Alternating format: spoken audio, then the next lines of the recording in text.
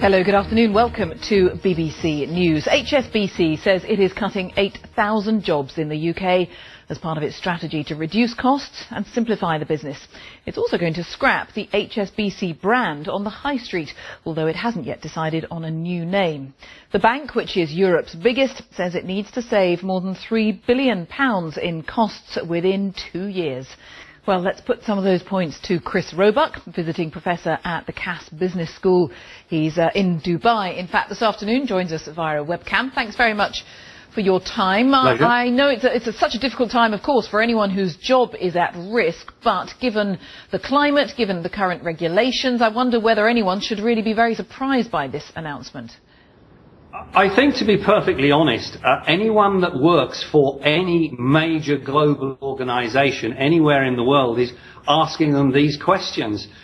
Economically, Asia and the East is performing better than Europe and the USA, although the USA is coming up. Technology is being used by customers much more in terms of online ordering, online use of services.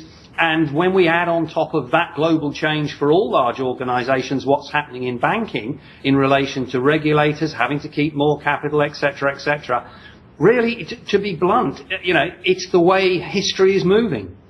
And so do you think that in this country the banking levy has anything to do with this? Because for HSBC in particular, it is a reasonable amount of its profits, 6 or 7%, quite a chunk of money.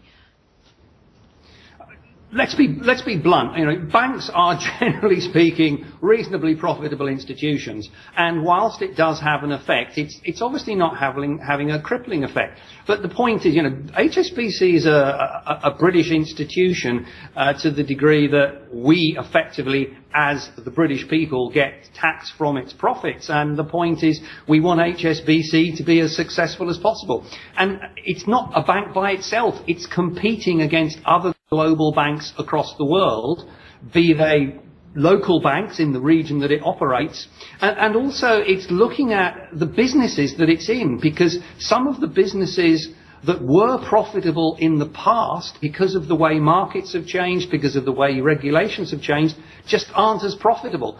And we can't expect an organisation not to stop doing things that could make a loss.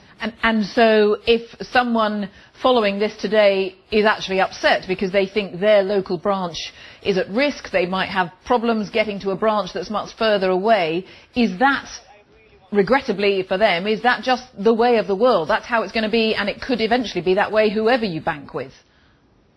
I think that is the way the world is going, but I think it's also fair to say that, generally speaking, in this day and age, banks do pay attention to what people think, as do any large organisation. We've seen various global organisations who've got into big trouble by doing things they shouldn't necessarily do and being really hit on social media. So banks do take attention in terms of what people think, but also, we have to accept that all of us that have mobile phones, all of us that use internet banking are to some degree involved in this ourselves, because we are moving with technology, and technology means that you need fewer branches, and that's just, unfortunately, for the people that continue to use branches a lot, that's a fact of life. Chris Roebuck, visiting professor at Cass Business School. Thanks very much for joining us. Thank you.